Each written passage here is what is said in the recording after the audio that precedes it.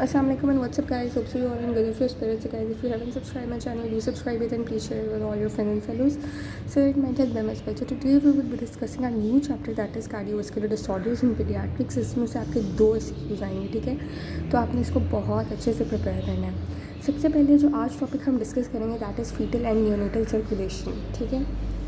सो इसमें आपने जो चीज़ कॉन्सेप्ट है वो आपने अच्छे से याद करना है ताकि आपको जो बेसिक नाउ है about foetal and neonatal circulation वो अब आपको ये नज़र आ रहा है प्लेसेंटा, ठीक है। प्लेसेंटा में आपको पता है जो फीटल ब्लड है वो ऑक्सीजनेट होता है।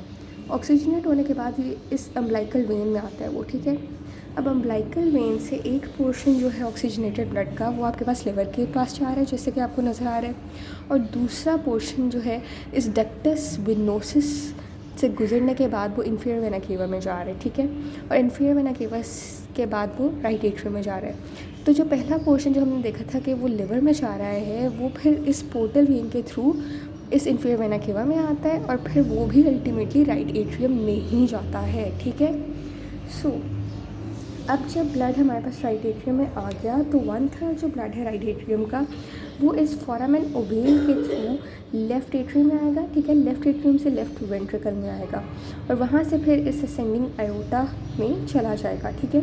जो 2/3 ऑफ ब्लड है ना इस राइट एट्रियम में वो क्या करता है कि वो राइट वेंट्रिकल में जाएगा, ठीक है। राइट वेंट्रिकल से वो आपके पास पल्मोनरी आर्टरी जो कि ये है पल्मोनरी आर्टरी के थ्रू वो इस डक्टस आर्टीरियोसिस, ये डक्टस आर्टीरियोसिस है, ठीक है। इस डक्टस आर्टीरियोसिस के थ्रू वो डिसेंडिंग आयोटा में आ जाएगा, ठीक है।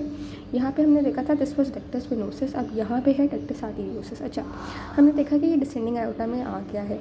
अब जो ब्लड है ना वो आपके पास इस पल्मोनरी आर्टरी से डक्टस आर्टीरियोसिस के बाद वो आपके पास आ जाता है डिसेंडिंग आयोटा में। वो पल्मोनरी आर्टरी से लंग्स की तरफ नहीं जाता, ठीक है।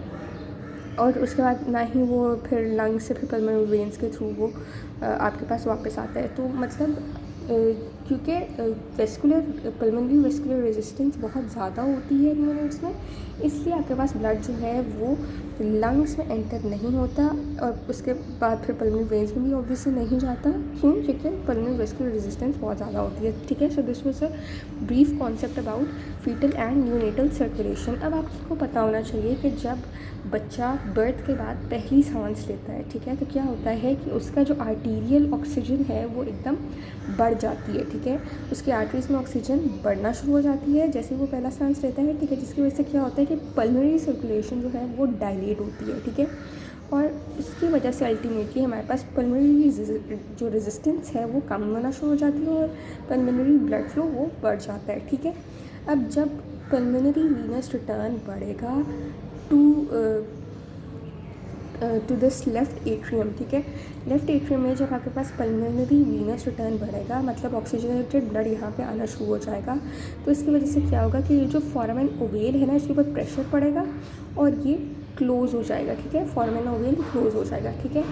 और हमारे पास जो डक्टस आर्टीरियोसिस है ये वाला ये जो डक्टस आर्टीरियोसिस है ये भी क्लोज हो जाता है as a result of decrease in the circulating prostaglandin E2।